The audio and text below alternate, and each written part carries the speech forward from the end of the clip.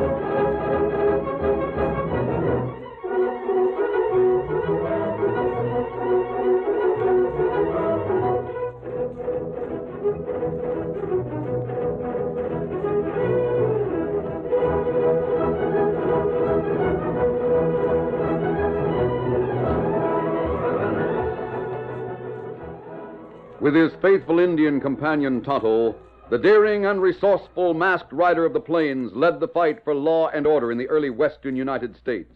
Nowhere in the pages of history can one find a greater champion of justice. Return with us now to those thrilling days of yesteryear. From out of the past come the thundering hoofbeats of the great horse Silver. The Lone Ranger rides again. Come on, Silver. Let's go, big fellow. I'll Silver. Hi!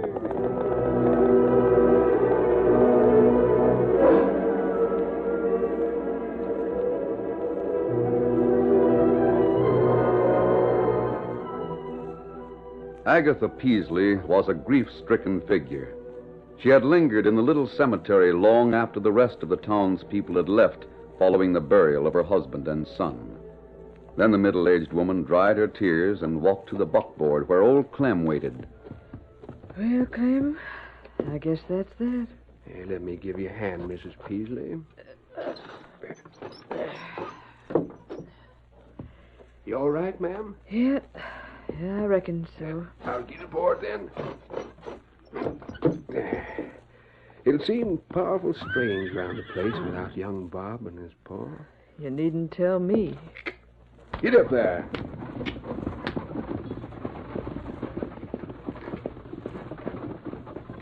Them ornery heathen redskins. It riles me no end to think of them being the cause of everything. Well, I don't know about that, Clem. You don't know?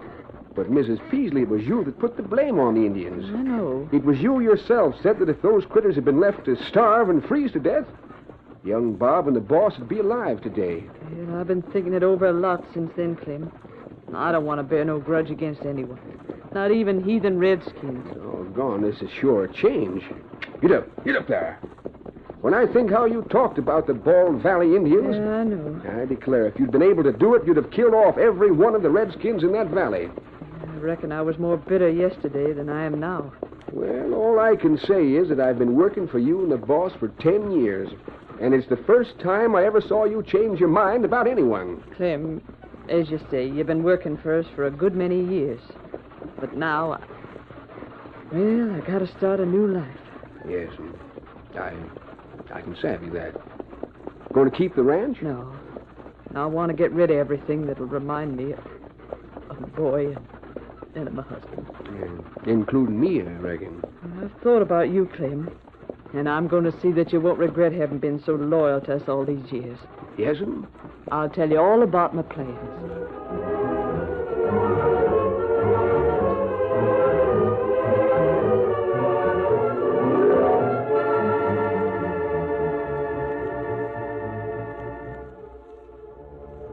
It It was the following day. Old Clem was busy in front of the Peasley ranch house, nailing tops on wooden boxes, when two horsemen approached and halted.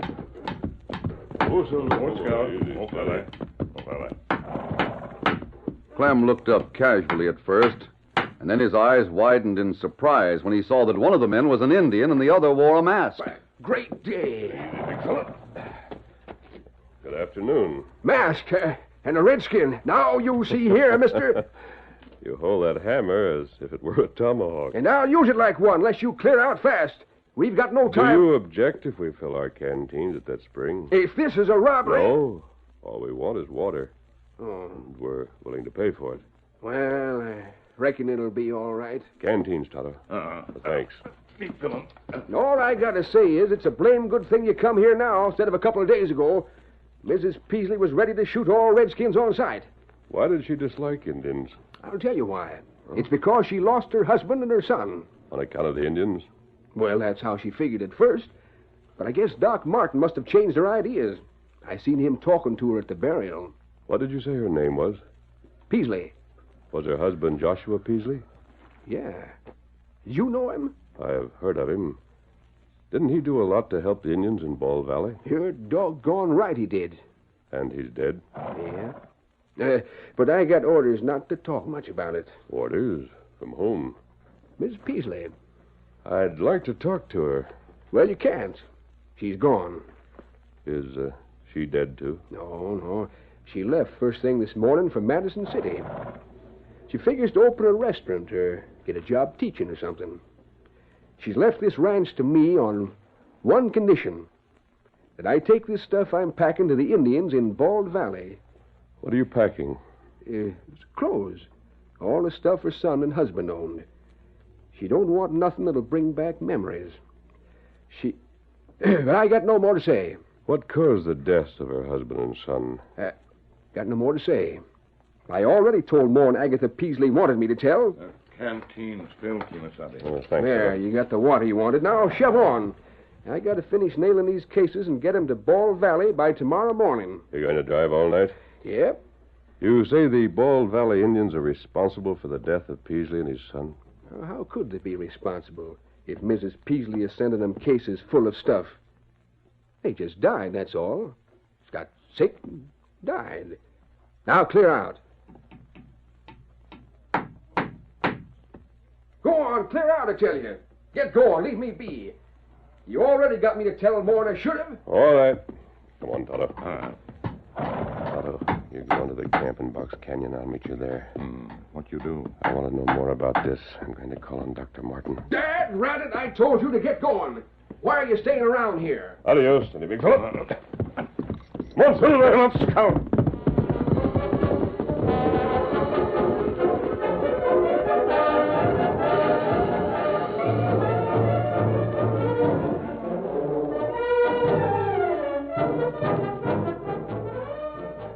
Tonto rode in one direction, and the masked man headed for the nearby town.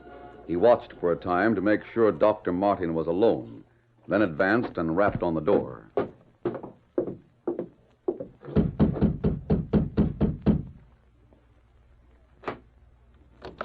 Come right... Oh, Mask. Dr. Martin, I want to speak to you. Could I have- We'll step inside. Well, what is it?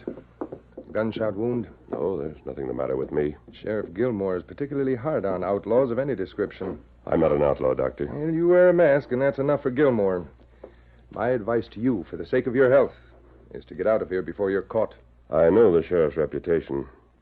Well, why are you here? Because I'm interested in Joshua Peasley. He's dead. Yes, I know it. What killed him? Oh, why do you ask? Doctor, I know that Peasley was interested in the Indians at Ball Valley. Yes, he was. And few men did more for the Indians in any part of the West than Peasley. Joshua was a great humanitarian.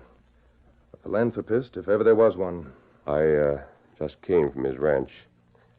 I talked to an old man. Old Clem. He's been the hired man for a good many years. He acted very strange when I tried to find out what caused the death of Peasley and his son. Oh, he did, hmm? He told me that Mrs. Peasley had first blamed the Indians in Bald Valley. Did they have anything to do with the deaths? Oh, no, they had nothing to do with it. I tried to convince Agatha of that. I don't know whether or not I succeeded. I guess you succeeded all right. Why do you say that? Before she left the ranch, she told What's Clem... that? You say Agatha has left the ranch? Yes, why? Well, where did she go? What's the matter? I must know at once where she went. Tell me. I ask you a question, Dr. Martin. What killed Peasley and his son? Smallpox. Smallpox. Agatha thought Joshua had caught it from the Indians. I tried to tell her this was unlikely. The Indians at Bald Valley had such a disease in their village it would probably wipe out most of the tribe. I also told that woman she had to take every precaution to prevent the spread of the disease. I told her to remain on the ranch, stay away from other people, till the danger of contagion was past. Now you say she's gone away. Not only that, Dr. Martin, she left some orders with Clem. Do you know what he's to do? What? When I saw him, he was packing clothing, blankets, everything that had belonged to the Peasleys. But I gave orders to burn everything that Joshua and his boy used. Clem was packing them to take to the Bald Valley Indians. What? He's on his way right now. He expects to be in Bald Valley by tomorrow morning. And I was wrong. I didn't convince Agatha that the Indians were not to blame. She's done this deliberately. She's still bitter, still determined to make the Indians pay. Why, if those clothes take smallpox germs into Bald Valley, those Indians will be wiped out. That disease spreads like wildfire among Indians. Old Clem must be stopped. I'll try to stop him. Yes, you must. You've got to overtake him and burn the clothing that's been exposed to the pestilence. Do you know where Agatha went? Yes, to Madison City. She must be brought back and kept away from people for a time. I'll go after her. Do you have a good horse? One of the best, and I'll start immediately. As for you, Yes? if you have any interest in humanity, stop that old man and burn the cases of contaminated clothing.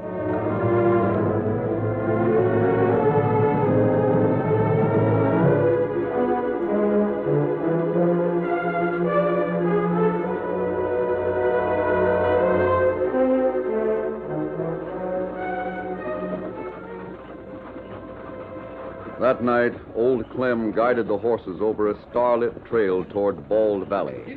The pace, though not fast, was steady. Clem calculated he'd reach the Indian village at daybreak and anticipated a rousing welcome when the red men found clothing and warm blankets, things so badly needed for the winter that lay ahead. The old man heard a cry and turned to see a horseman riding hard to overtake him. Doggone, if this is a holdup, I'm going to fight. Get up there. Get along. Get up there. Right up there. Like fun I will. Get up there. Get back. Leave me alone or I'll open fire. I'll show you. Put that gun down. Try that again, I'll have to disarm you. Get up. Get along. Disarm me, will you? I've dealt with highwaymen before. Take this. You asked for this. I'm coming aboard. The Lone Ranger, riding hard alongside the bouncing buckboard, leaned far out of the saddle, then leaped across the intervening space. I'll take those reins. Oh, no, go away. Give me be. I got nothing worth stealing. Whoa, steady. Pull up their back. Oh, now. Why, it's you. You're the same one. You're the one I gave drinking water to. And you repay me by shooting and robbing me. I'm sorry, Clem. I didn't want to hurt you. But if you'd kept firing at me, you might have found the mark. I got nothing worth stealing. Just a lot of old clothes and blankets. Yes, I know what you have. And we're unloading it right here. Well, what good's that stuff to you? No good. I'm going to burn it. Burn it? No, don't do that. The Redskins need it. They need it. There's one case. Now, look here. Sit still. I'll dress your arm as soon as these other cases are unloaded. Then you can go back where you came from. You're just doing this to hurt the Indians. You're an Indian hater, that's what you are. Miss Agatha wanted the Redskins to have that stuff. You can ask Dr. Martin about it when you get back to town. Doc Martin, my eye. When I get back to town, I'm going for the sheriff right fast. I'll make sure you don't stop any other wagons. You wait, mister. We got mighty fast law around here. Sheriff Gilmore will get you, and when he does, you'll hang.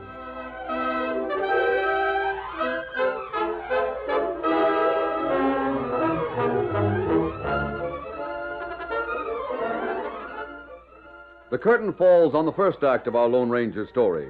Before the next exciting scenes, please permit us to pause for just a few moments.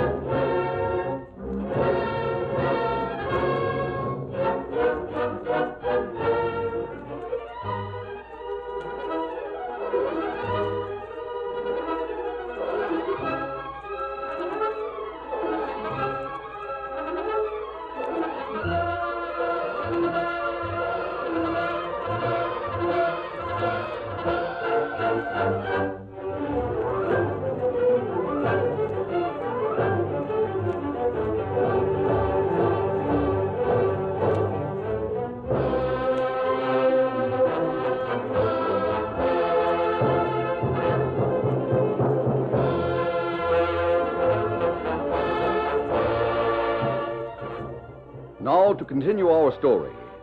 It was nearly midnight when Clem awakened the lawman whom outlaws feared above all others, Sheriff Gilmore. Did I hear you right, Clem? Did you say you've been robbed? Yes, sir. Hey, Thunder, I thought we'd made this county too hot for robbers. Where did it happen? Between here and Ball Valley. When? Just a little while ago. I come right here direct. What's more, the highwayman plugged me in the arm. What was stolen? Some cases of things that I was taking to the Redskins in the valley. How many was in on it? Just a masked man. An Indian hater. You, know him? I'd know his voice if I heard it. His horse, too. He just stopped me and burned up all the cases full of stuff, just so's the Indians couldn't have it. We'll get him. I'll get my deputies lined up right away. I'll swear in special deputies. You'll come along? Well, maybe I better go see Doc Martin about this wound. Doc's left town. I'll look at your arm myself. Where'd Doc go? I don't know. That's not my business. My business is catching crooks. And I'm going to work right now.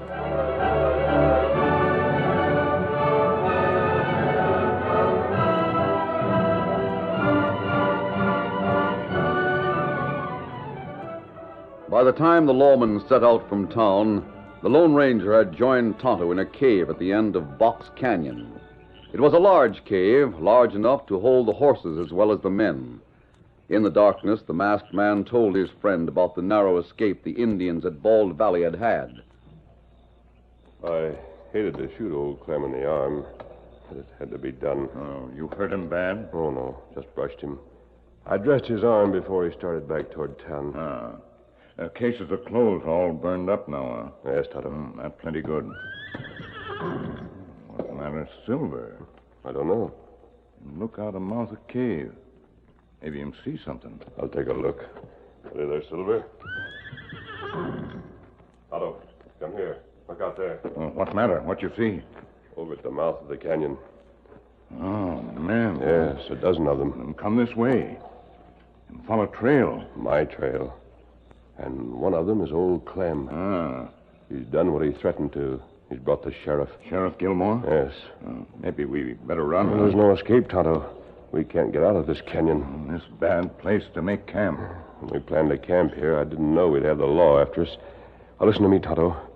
We're going to need Dr. Martin to explain things. You say him go to Madison City? Quickly, Tonto. Give me the stain. I'm going to be captured, and there's no way to get around that. Yeah. Now, hold the mask. You hold it. They'll unmask me as soon as they capture me. To be ready for that. Now, listen, Tonto. Take Scout as far back in the cave as possible. Keep him there and keep him quiet. I'll go with those men without resistance. Me savvy. When we're out of this blind canyon, you get to Madison City as fast as Scout can carry you. Get back to town with Dr. Martin. Those fellas get here in a minute. I'll be ready for them. And you finished with disguise? Yes, let me have the mask. Yeah. Thanks. I'll go out to meet them. Take Scout back. Here, Scout. Come, fella. You come. Easy a minute, Silver. Come on. Come on, Silver.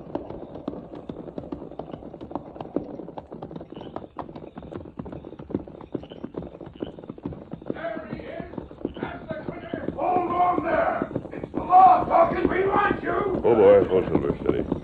That's the one, Sheriff. I know that horse anywhere. Sheriff, I don't know what Clem has told you, but You hear that, Sheriff? You hear that? He called me by name. That proves he's the one that stopped me. Take his guns, boys. Just a minute, Sheriff. Take his guns and shoot if he resists. You're the one that stopped me. You're the one, all right. You can't deny it. We followed your tracks all the way from where you burned the stuff. Followed them by moonlight. I'm not denying anything. And you admit robbing Clem. I stopped him and destroyed the things he was carrying. There, hear that, Sheriff? That's enough. We don't waste much time with outlaws. I know you don't. I've heard about Sheriff Gilmore and the brand of quick justice that prevails in his community. You heard about it, eh? Well, you'll see a sample of it. The judge will hold court tonight and will hang you down. Take his mask off, Joe. Right, Sheriff. We'll see if his face is the one we got on a handbill. It's not. I don't recognize him. Neither do I. It don't matter. We'll hang him on the charges Clem has made. Let me tell you why I burned those cases of clothing. I know why. You wanted the Redskins to freeze to death this coming winter. He's an Indian hater. I'm not. You're one of those critters that thinks everything would be fine and dandy if every Redskin in this part of the country was wiped out. You're wrong. I destroyed that clothing so the Indians would not be wiped out. You know what killed Peasley and his son? They died of fever. That's right. By thunder, this is the first time I ever heard a highwayman try to say he burned up goods to save a pack of Indians. But I haven't told... Too thin, stranger. Take him to town, boys. Come on, you. Get on. Stand trial, all right. The Lone Ranger had little choice. He didn't want to make a sudden break and shoot his way to freedom, so he made no resistance as he was taken into custody and started on the back trail toward town. When the posse and the prisoner had left the box canyon, Tonto came from the cave, leading his paint horse Scout. He paused, listened attentively, then leaped to the saddle and set out for Madison City. Get him up, Scout.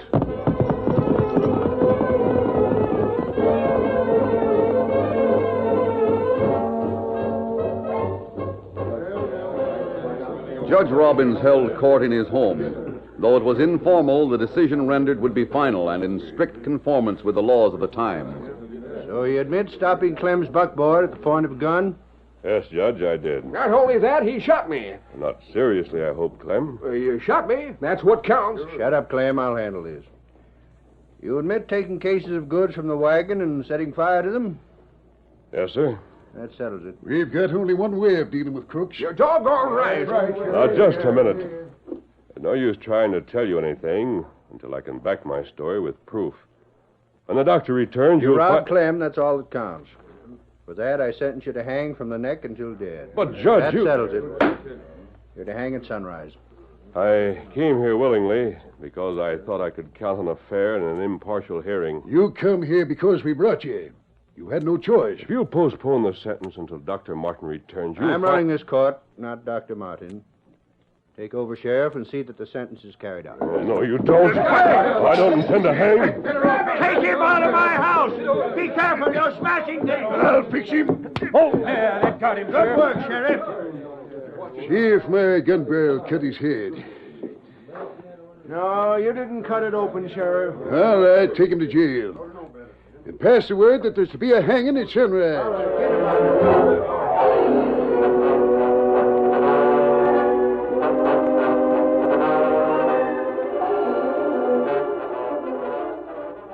The Lone Ranger recovered consciousness in jail and spent the remainder of the night listening for the return of Tonto with word of Dr. Martin.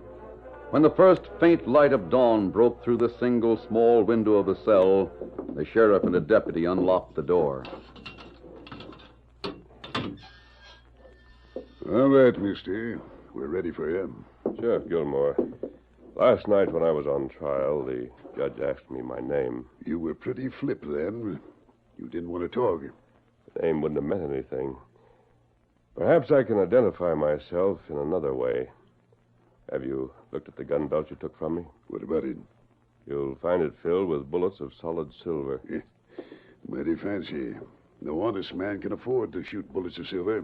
He can if he uses them as sparingly as I do. Doesn't a silver bullet mean anything to you? Now listen, mister. All it means to me is a wound on Clem's arm. Now come along. The hangman's waiting. Well, are you coming, or do we have to drag you? Have you ever heard of smallpox? Sure. What about it? Then listen to me for just a minute. Peasley and his son died of smallpox. Their clothing was contaminated. I burned it because Dr. Martin asked me to, so the Indians So wouldn't you have... spent all night thinking up that story. It's true. The doctor will confirm it. The doctor said those two died of fever. That's all I know. The doc's not here to confirm anything. And furthermore, the judge has passed sentence. All right, come on, boys. Take him along.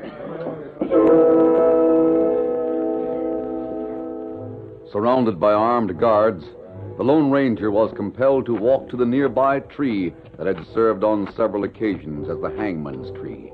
He tried once more to appeal to the sheriff, but the grim lawman paid no attention. There's your horse. Get aboard. The Lone Ranger saw the way his horse was held by strong ropes and knew that a sudden break for freedom was out of the question. He swung to the saddle, then heard a stir sweep through the assembled witnesses. And then beyond the crowd, he saw a paint horse carrying Tonto coming at full speed. Behind Tonto came the doctor, old Clem, and the judge. There's Dr. Martin. There's the judge. Hey, Judge, Doc. Sheriff. But, Judge, you said... I said release him. Untie his hands at once. I was all kinds of a fool. I should have listened to him. The doctor was trying to save us a lot of worry, but his plans darn near backfired. Huh? What do you mean, Judge? You tell him, Dr. Martin. Peasley and his son died of smallpox. I knew that no one in town had been exposed. I saw no reason to worry you people. I kept Clem out of the house, and Agatha promised me to stay away from people till the danger of contagion was past. I thought them two died of fever. It never entered my head that Agatha sent them clothes to the Redskins hoping to wipe them out.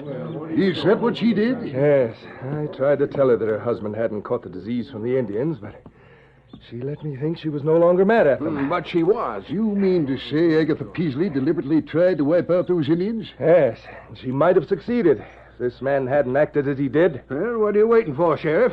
Let that man go. Cut those ropes. Me cut ropes.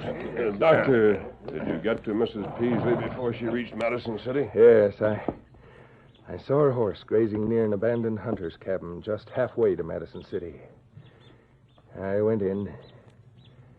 Agatha was there. That woman should pay for a trick like this. She has paid. Huh?